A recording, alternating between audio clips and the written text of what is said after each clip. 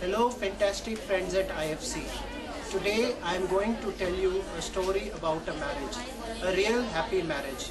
You would say something rare nowadays, even an oxymoron.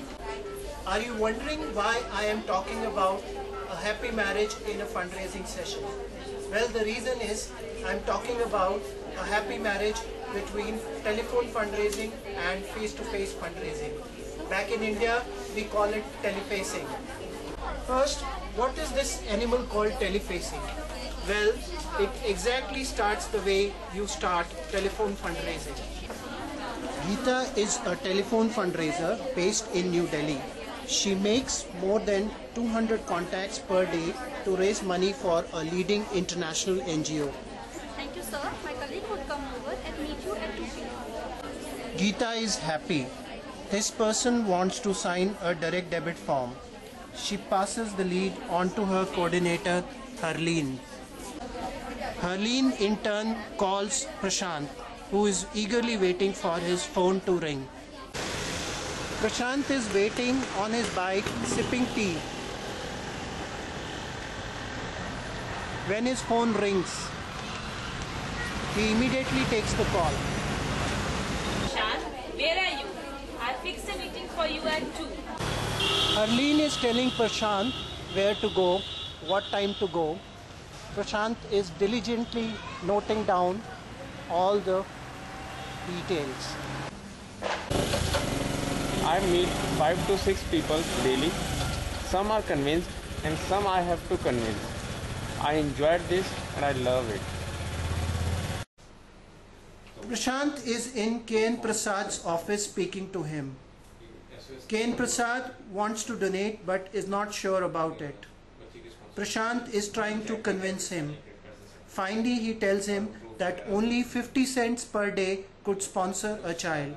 Prasad nods and signs the direct debit form.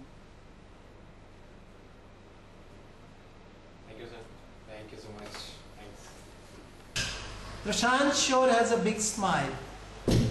After all, he has got a donation. Are you wondering why we need to add this element of facer? We had a strange problem, whether you hired or not. Basically what happened, donor used to say yes over the phone, but we never received a donation from him. So we started sending a facer, and after that the results were doubled.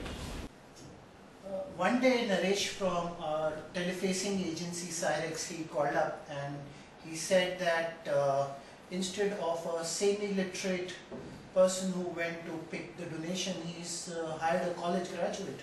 And it was the days of recession in India, and possibly college graduates and even postgraduates were available.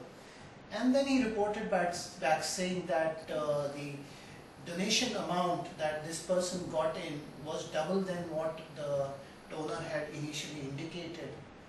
And that set us thinking that why should we go ahead and try replicating it. I decided to hire better communicators, and soon it became our model.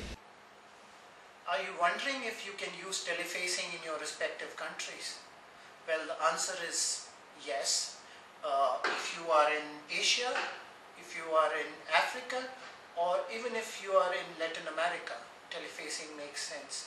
And even in Europe, if you are an NGO where a small NGO or a middle-sized NGO who has donors at a cycling distance, then why not? You can use tele-facing. So you see, tele-facing is a happy marriage of telephone fundraising and face-to-face fundraising. May they live happily ever after.